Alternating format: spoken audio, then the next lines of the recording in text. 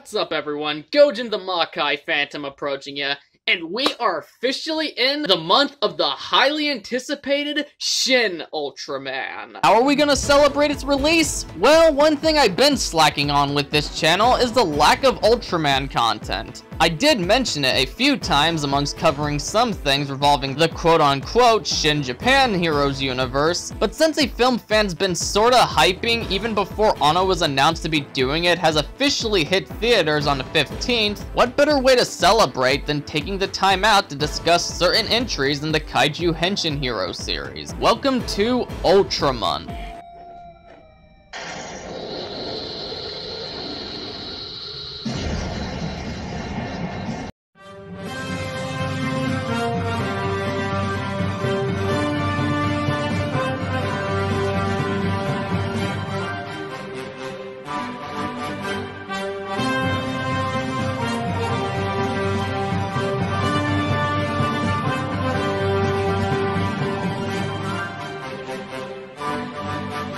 Now, starting this build up to the latest Ultraman entry, what we're gonna talk about is the newest TV show the series has to offer, being the successor to Ultraman Tiga. For anybody unfamiliar, the Ultra series has begun in 1966, beginning with the semi-similar series of the Twilight Zone known as Ultra Q. This would become a success where Eiji Tsuburaya would decide to make something similar the same year, only with a superhero take added in addition, which brought a whole new ground to not just Kaiju Ega, but created what we now know as the Henshin Hero.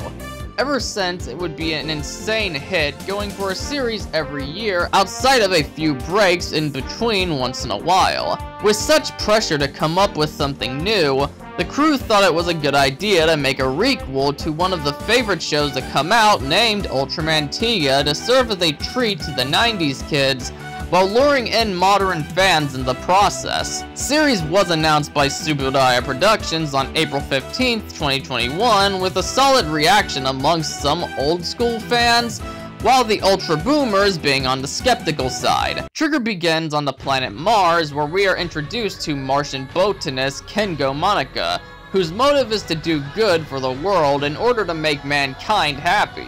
This positive nature to Kengo comes true, as he is bonded with the generations-old Ultraman Trigger, as the three giants of darkness are resurrected from their ancient seal to claim the Eternity Core and threaten the safety of the universe. As a result, he ends up coming to Earth to work by the side of Gut Select to battle the dangers that face the world and those in it. His mission gets even more challenging as the team leader knows about his connection with Trigger, so has Kengo keep a close eye on Yuna, since she's essentially a reincarnation of this force who led Trigger's change from evil named Yuzare. Thus, the three giants of darkness see her as a target despite her lack of memory. The story as a requel is pretty decent in its own right, but if you watch Tiga beforehand, which was a massive target audience for this show, you'll begin to realize something's not adding up. Our lead character coming from Mars with a motive of eventually coming to Earth is not only a unique setting for an Ultra show, but it also makes sense why the things his mother is looking through would be on the planet we currently can't live on other than Earth. I do find it a bit tragic though how Trigger fails to take advantage of this setting and immediately leaves it behind after episode 1. It would have left a better taste in my mouth if we had a bit longer to progress Kengo on his journey before eventually moving on to that planet. But I guess it does add a rational explanation for why these people aren't familiar with Kaiju and aliens, since Mars is apparently on the peaceful side. But that only adds fuel to the fire on why this show frustrates me. If it takes place on Mars with a lead who isn't familiar with the being of light, that makes this feel borderline pointless since we're in a separate part of the multiverse from Tiga. You can do reimaginings that take place in the multiverse of Ultraman. The next and its sequel Nexus did this well, since despite borrowing a few plot points from the 66 show with a new spin on them, the Ultraman himself doesn't have this identical history to the one who merged with Shin Hayata. He's got his own mystery, his own origin, and powers unique to him. So it's not to this level of similarity where stuff isn't making sense. I get they're doing the whole requel thing, but it's still canon, and the very existence of the show is about him being the new generation Tiga. Often you'd forget that was even a thing with how little connection it really has to it. You could argue this is a different realm because it is, but what bothers me is all the Ultramen come from the same universe. They just choose separate places to protect since the Ultraverse clearly has a massive variety. So they're the hero for everyone. You can't help but think how little sense this makes as an entry, which could have been avoided if they just chose a smarter route from the get-go. Shit, if you don't want Trigger to have any past relation with Tiga of some sort, then why not just make Trigger himself a new form of Tiga who went for a new host to protect a unique realm? Wouldn't be the first time Ultraman done it, as Ultra 7X executed this idea intelligently, and it would be the better move to use here instead. Or at least have it where they were apparently a gang of 5, with Trigger being the one who just recently got released. Shit, they could have even made Trigger cuck our boy Tiga. Bitch probably getting boned by the entire soccer team anyway, so it only makes sense yet another would smash. I can see the Cthulhu's daughter hoeing around, however, she's probably got some form of STDs or some shit. Yeah, Ultraman with a slightly similar name and design hangs out with similar losers in his past that so happen to be called the same thing as Tiga's old crew. He inserts the Ultra Dick and Lovecraftian coochie before eventually joining the side of light and getting frozen for ages till eventually someone worthy fuses with his ass. Quite the fucking coincidence there, don't you think? Trigger is literally treated like a different dimensions version of Tiga, which if you were paying attention to what I had to say, the lore would like to have a word with you. What is the reason for the deja vu? It's established multiple times in the show itself, but there's no actual explanation for it unless you count, oh my god, I remember this when I was just a fucking fiend! The drawbacks are cool, and as a vapid enjoyer of Ultraman Tiga, they are much appreciated. But if it doesn't make sense in the context of the story, there's a problem that needs to be addressed. You see, this is what I mean about Ultraman Trigger being wasted potential. There's a lot of neat stuff in the concept itself, but a lot of that goes nowhere, and the show wouldn't be much different if it was just a remake of Tiga with no tie-in to the OG at all. But then Subaraya wouldn't able to profit off of crossovers with this iteration, since it's been established countless times Ultraman Tiga exists in the main timeline. I hate to be complaining about the show's lack of connection with the OG, because I sound like some triggered fanboy who's overly salty about the show going its own route. But truth be told, I wouldn't have an issue with characters having similar names, or similar roles in a different realm if it made sense. But if you knew anything about Ultraman lore, it doesn't add up. Someone on Reddit actually gave a cool theory while the show was running. Maybe the universe sorta got messed up and Trigger is the result we got, but sadly, that isn't how it turned out. Some of the fan service is good, it's a nice drawback and something fans of the show can look back on smiling about. Others are nice and all, but this is an example of not all fan service works if it makes no sense in the context of the story. Episode 1 even begins where a crew is searching out some outlandish pyramid that eventually leads to Golza showing up before Kengo mysteriously becomes one with the Ultraman. It has enough similarities to pay respect to the series who made it possible without blatantly stealing the script with a few changes made here and there. It knows what to take from the series and movie's plot to blend them into something new while modifying it in areas. It has brought to our attention how the dad is familiar with all this, and we aren't left in the dark any longer on his past, and he prepares everyone for Tiga's return in the world. It's not like Tiga's comeback right after this either. This is simply establishing his connection here to get us ready for what's to come without blowing its load too early. Having intentions of positive fun comes with, well, some questionable dialogue. NANI?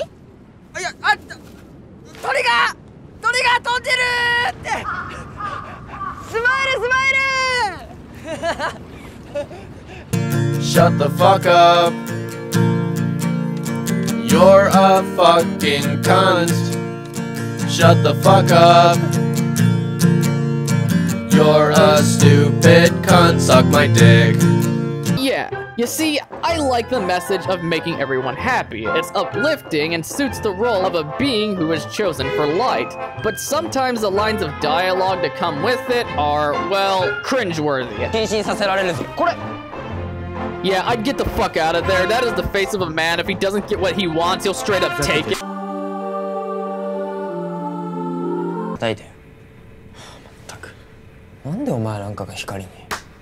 How the fuck is that talking big? If anything, it's cheesy as all hell, and the handling of it here sometimes is. Ignis' reason to call everything exquisite didn't really sit well with me. Maybe it's an issue with the choice of words from the translators, but I don't know. It felt on the verge of being try-hard. Ultraman Trigger か。やっぱり Okay, if this guy is seeking the Ultra Meat special, I'm out of here. Him having to mention the mother is deceased is what I would label unnecessary exposition. Granted, this is far from the worst kind, I don't cringe at it, but he shouldn't have to tell his daughter that her mom is no longer with us, as she should be aware of that. So the only reason I can think of it being written in this interaction is to explain to us that she's long gone. I'm pretty sure we could have got an idea with how the convo was being portrayed, but for some reason the writers thought we needed that dumbed down for our understanding. A topic I haven't seen explored too much in Ultra shows, at least early on, is how the people compatible with the Ultramen often just transform in the middle of random places will eventually lead to you getting caught. It isn't one or even two characters that see Kengo Henshin. It's a few, and Trigger doesn't wait till late on in the show to do that. Sure, Ultraman almost, if not always, has someone who knew right off the bat, but the difference here is how and when it's revealed that makes Trigger's case so special. The fact the arc of Zed hanging around Trigger lasts for 2 episodes long in a generally episodic TV show is insane. For the most part, these crossovers are only 1 episode unless it's a movie conclusion. And there is nothing wrong with that, but in the state King Joe gets in, we needed more time to get things worked out before returning to his world. And on the way, another villain came on the attack. It was nice and I enjoyed it while it lasted. The pacing is tight and in most cases served its purpose to exist in the story. Even the little things played for comedic factor aren't simply throwaway jokes that come in for a quick laugh and no further use. That gift the team was originally laughing at Akito for lacking the understanding of what a girl wants makes its return at an episode later when Yuna feels she's in danger. And that's the thing.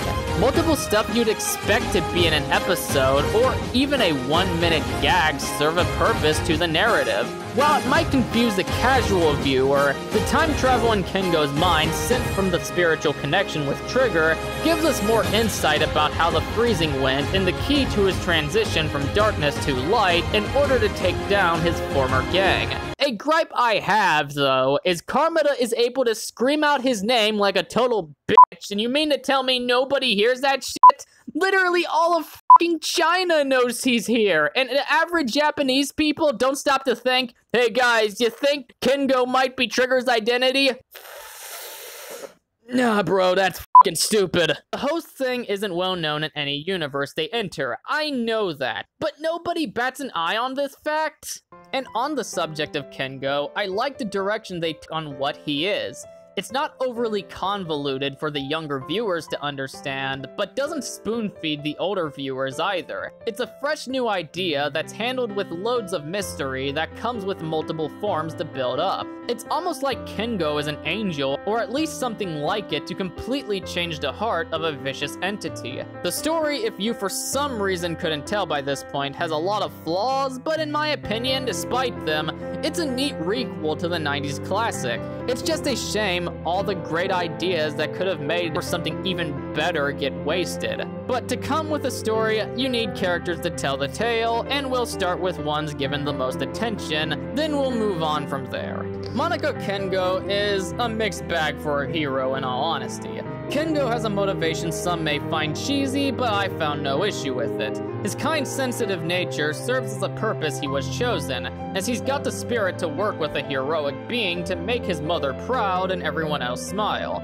I do, however, find him constantly feeling the need to say, "Smile, smile," so many f***ing times, absolute vomit-inducing. When there's proper context to it, like him telling that to everyone when Golba is on the attack, that's fine. Everyone was worried, but he was there to tell everyone it'll be okay. But making that the catchphrase of the series is uncomfortable and is overused in so many unnecessary points. The writer's desperation to make the character feel pure of soul is easy to see real quick. I do find the chemistry between Kengo and his mom to be heartwarming, as it feels like an actual child and parent relationship with his need to make her happy, and hers to support whatever decision he makes, being the bird is ready to leave the nest and pursue his goal, and she doesn't want to be in the way of that.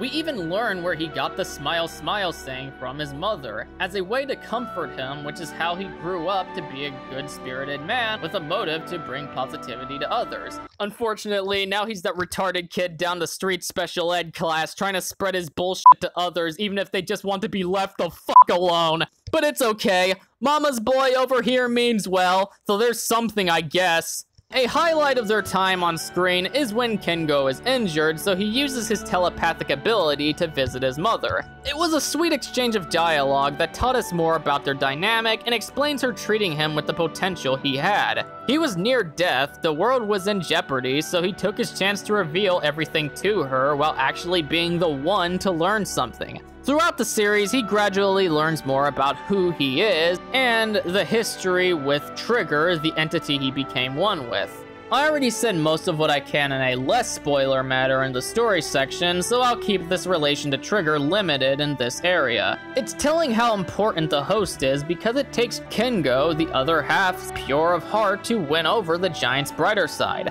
This has gotta be one of the better things about Trigger using Tiga as its template in my opinion. The human in Sajin is packed in there alongside the dark history of Ultraman, but in this case it's about how there's two sides to one character that benefit each other. Kengo is his light. Without him, he's nothing but darkness. However, Trigger provides him more power and a better sense of judgment. Not to mention, makes Kengo badass at points where I even forgot some of the ridiculous stuff he does at others. But it takes him understanding this being more and more in order for that proper balance to fully set the others straight. Now you might be thinking, Gojin, if he grew as a character, how on earth is the points of sappiness an issue? Here's the thing, growing is one thing, it's good he becomes better, and being overly happy is fine since he changed. But that wasn't his problem from the start.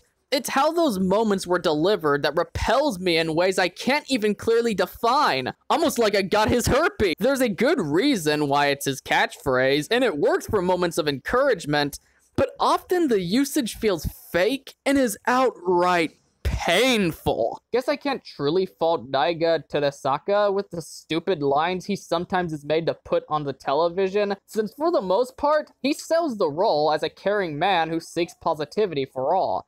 He's sensitive, but on points tough, almost seeming like a utterly different person. Also, his obsession with Aikido is borderline homoerotic, where it just comes to a point where the faggotry is too much. I actually feel sorry for Aikido.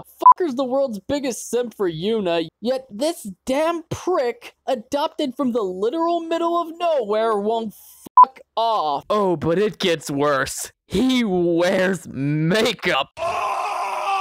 Hey, I'm just glad we don't see what's behind that uniform, because I guarantee the queerness does not end there! That aside, a friendship between the two is formed naturally with the magic of chemistry and development. Aikido clearly likes Yuna and is jealous when Kengo comes close to her, and being aggressive towards Kengo was his only way of coping through it. Aikido also believes he owes it to her father to protect his daughter at all costs, even if it takes important information away from the young lady. Why is this important?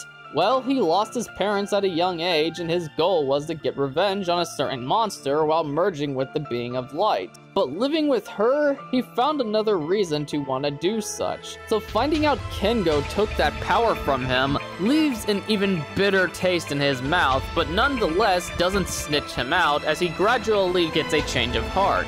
This is partially thanks to the father helping Akito go a bit softer on Kengo due to understanding his motives. I really appreciated that even when he found out our lead was Trigger, he kept it from the others and eventually gave back that thing to him so he could fight the Sajin. It's an emotional moment that I think really built on the two's character interaction. Akito begins to get closer to Kengo as, thanks to being close to Yuna's dad, he gets access to stuff to give Trigger an upgrade whenever needed in serious combat. I did find a bit wrong with how the episode's dialogue pretends Kengo learned something from Zet when all he states was the same sappy shit he already felt.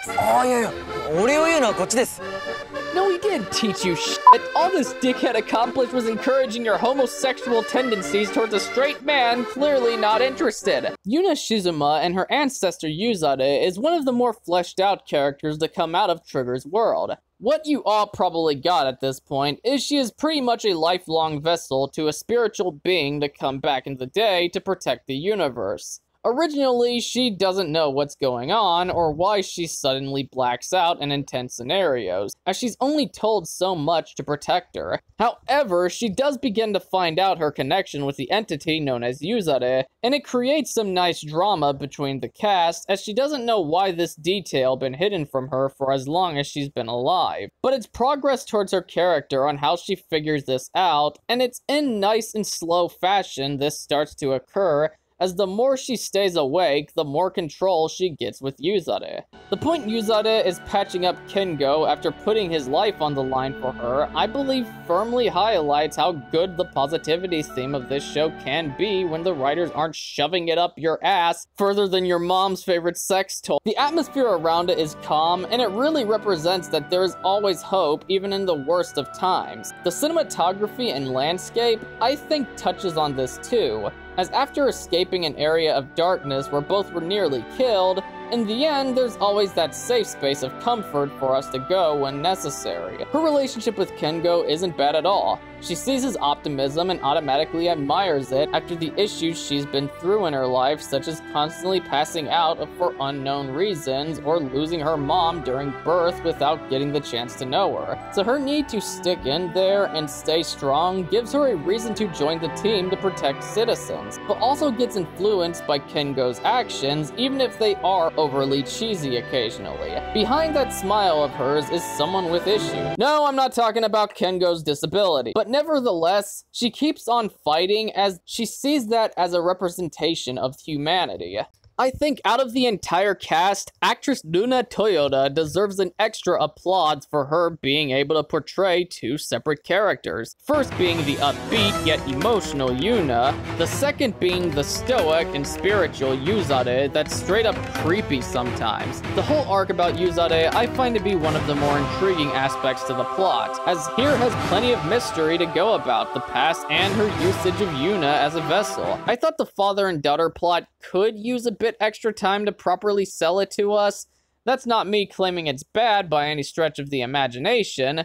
He clearly cares about Yuna and kept a lot from her for the young lady's well-being, but over time does begin to reveal stuff that's less damaging to her overall health. If he looks familiar to you, that's because he's played by tokusatsu veteran Shin Takuma, that played Hiroshi Okamura in Return of Godzilla and Tokumitsu Yuhara in Godzilla Against Mechagodzilla. Then we got my personal favorite, Ignis, a space treasure hunter seeking the worthy things in life. He reveals himself to our heroes in an intimidating demeanor, but that isn't to say he's evil. He has a background with the 3 Dark Ultra, and it's a fascinating one. By the passion that goes into every line to come from his mouth, it's an impactful debut to say the least. What makes Ignis such a nice character in my eyes is he's got that right balance of goofy fun and cool. I do dig the anti-hero dynamic he's got with our leads. He's nobody's ally, but he doesn't really take Guts Select seriously like he does the Darkness. He isn't a treasure hunter for fun and games, even if it might seem that way at first. He's got a score to settle with these guys and is seeking power through the universe to get it. There's so much to Ignis's backstory, I almost want a prequel series similar to Ultraman Orb: The Origin Saga. The lack of human forms for the villains not only makes them less menacing than they were in the Tiga movie, that lack of human interaction also makes it where, unlike in that film, you often forget these guys had a past with them. This wouldn't be much of an issue if they just went with them being the same ones from the movie Revived, but clever writing, right? Make no mistake, I'm not saying they're bad, nor am I claiming them not to be threatening from time to time. If I was to name something positive to come out of the Giants of Darkness being another world's version of the same characters, is it makes up for the lack of transition they would have had if they were the same ones we saw in Tiga. Hudrama is the most chaotic of the three, since he's got nobody and nothing he holds dear to his heart but death and destruction. This is best demonstrated when we see what he did to Ignis years ago. A good chunk of this is also thanks to voice actor Ryusuke Takahashi for hamming it up enough to be entertaining, but not crossing the line of no longer being threatening. Dotagon's growth of softness towards Yuna is reasonable. Why I say that is she displays determination he wasn't aware humans were capable of, even in dangerous scenarios with something like him. It's silly, but in its own way sweet, and seeing him try to win her heart but failing so miserably. Even with the humorous intention behind, there is dramatic aspects that take part in it.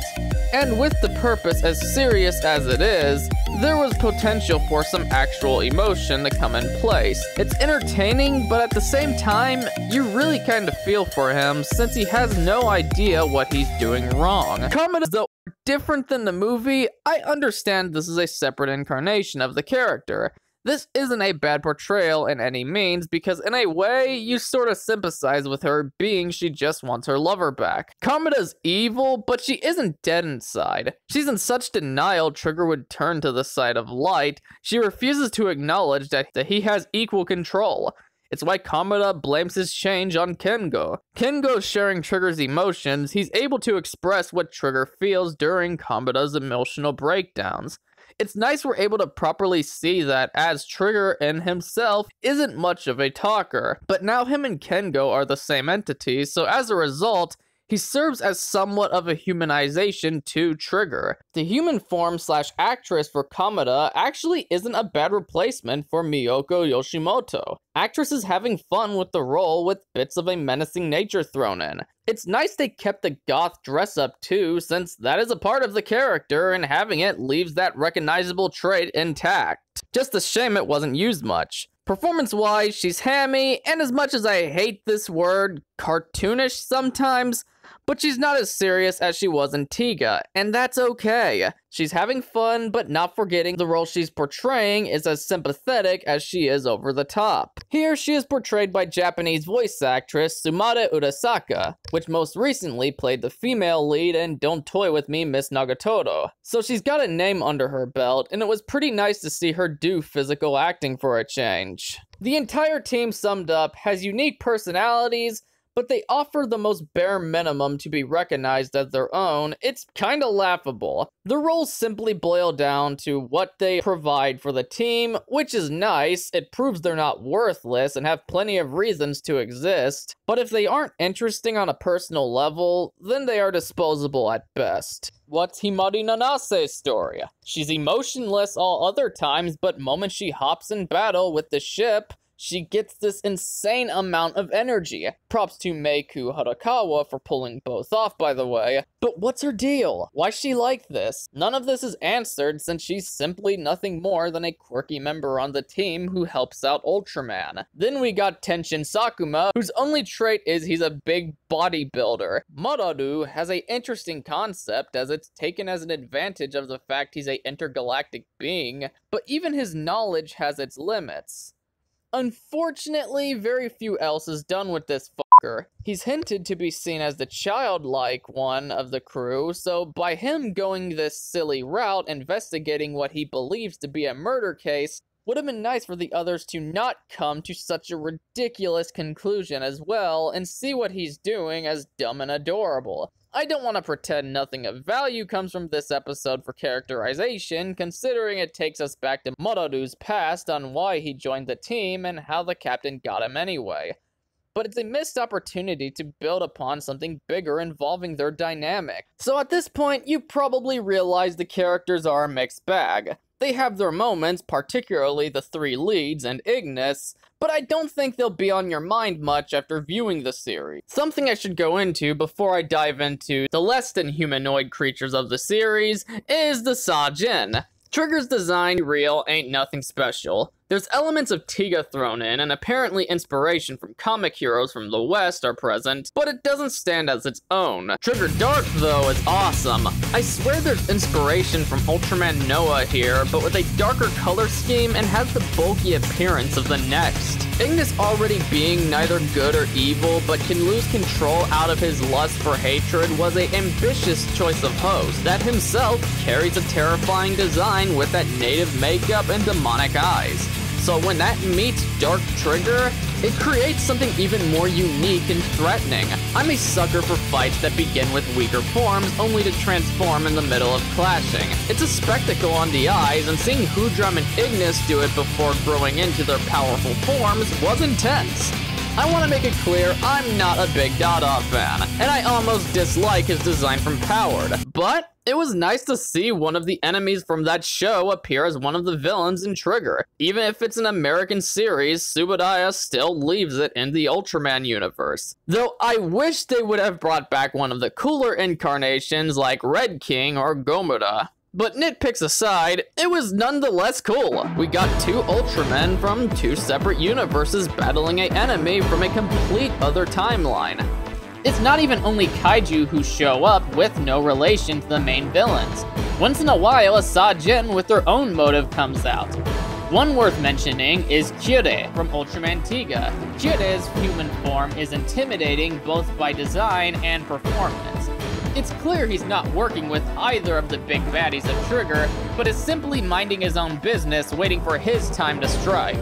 He is not wasted, he simply has his own goals he plans to accomplish entering that realm. Tiga's arrival is treated on a grand scale than the average Ultra.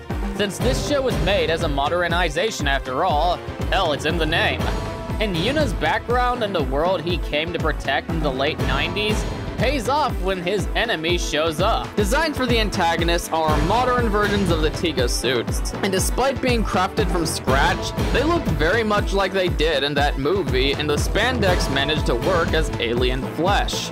Death Doggo has a threatening design that, you guessed it, resembles a stone dragon that leaves all the impact the hype around him would have you expect with its past. The use of electricity around his horns I thought was smart use around them, even if electricity isn't the most unique power for a monster. The way it's presented was neat and worked on a design point of view. The monster that shows up for only 1 hour each day is low-key scary if I was being honest how I felt about his presence. There is something about only showing up for limited amounts of time just to wreak havoc with such mystery that makes the demon a bigger threat. His name brings chills just by when the characters mention it. The 1 hour demon. The title is straightforward, but never less frightening. His design isn't my favorite thing in the world, but with such a reputation, he does look a lot like a monster you'd hear from about in old school lore. Golba is absolutely incredible, as they revived both old school kaiju in one monster, and I can't bring myself to complain in any way. It's as badass as it sounds. Megalothor is a cool modernization to Gitanozoa. This guy is a combination of that, Kamura's form in the Tiga movie with elements of the Cthulhu, which makes for a badass kaiju with an incredible arrival. The close-ups we're treated to on his body really shows off the work that went into his design. The crew did not miss a detail with that slimy appearance that clearly has been awakened. It even gives the world a gritty appearance like an elder god has shown up right before our eyes, similar to Gitanozoa and Tiga. However, that doesn't mean the creative work here is flawless by any stretch of the imagination. Metsu Orga is fine, but just from how flabby the suit tends to be, it's not as convincing as the other beasts of the show.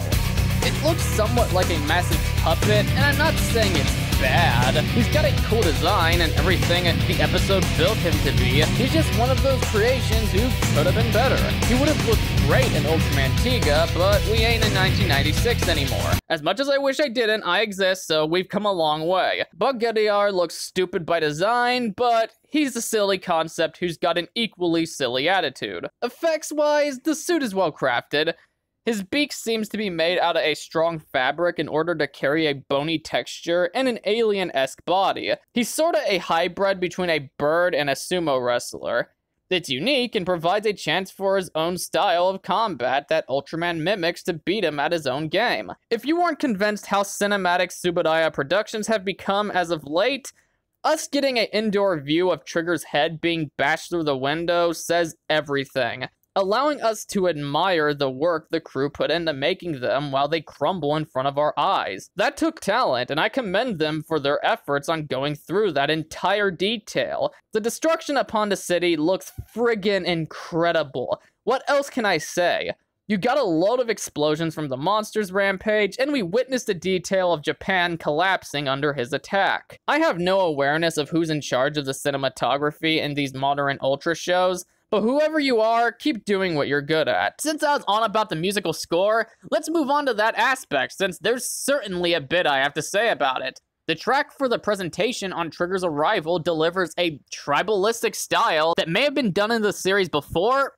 I don't know. But either way, it makes us, as an audience, feel like we're in the presence of an ancient spirit of light here to bring hope towards all of humanity. Yuna telling Trigger Akito's backstory is dramatic and creates emotions that I find to make the scene a tad more immersive. The scores playing towards these moments are honestly some of the most effective from the series, even giving me goosebumps for how beautiful they can be. I almost forgot the vast majority of the crew lacked any chemistry with Kengo with how good the work was on their final moments. That is the power of a good composer, you guys. 心配しないでください。エタニティコアを沈めて、また戻ってきます。必ず戻ってこい。これは命令だ。新しい筋トレメニュー考えて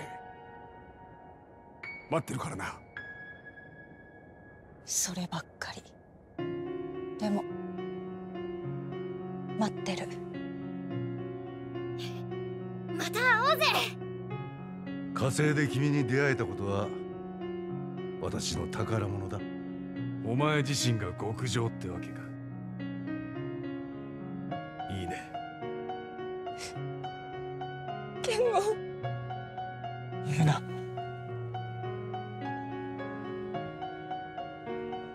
ほら、みんなスマイルスマイル。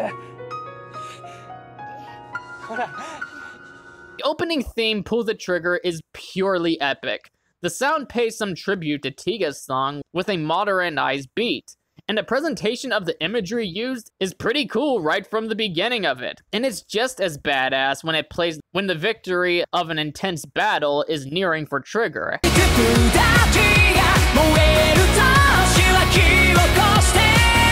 Yeah, you better believe I'm gonna pull the damn trigger if Kengo don't knock his damn Ultraman Trigger falls short in many areas, making it in some ways a disappointment for the missed potential the new generation Tiga had in store. The team are mediocre at best, some of the dialogue is forced, with a lot of fan service that in the grand scheme of things mean nothing thinking about them more objectively. However, it does carry an absolutely stunning spectacle that's nearly impossible to surpass on television, decent leads, and many interesting story elements that make it worth a watch. Would I recommend it as a starting point? No. But is it worth checking out at some time down the road? Yes. But watch Tiga and Dyna beforehand, since those are its predecessors, at least in terms of the universe and story. I'm personally looking forward to getting my hands on a Blu-ray copy whenever Mill Creek pushes one out, so all that said, Ultraman Trigger New Generation Tiga comes in at a solid 7 out of 10 stars. Anyway, that was it for this episode. Please comment your thoughts down below, and if you enjoyed it, please smash that like button, share it around, and subscribe. Make sure to hit that bell for notifications to keep up to date on all my future content. Also check out my social media accounts and alt tech, The links are in the description down below, alongside Anime Anteiku. Please feel free to show them some love and support. They have been very helpful to the growth of this channel, and it would mean a lot if you would go and show them some love if you're into anime and occasional posts of other nerdy shit. This is Gojin the Makai Phantom, leaving the building.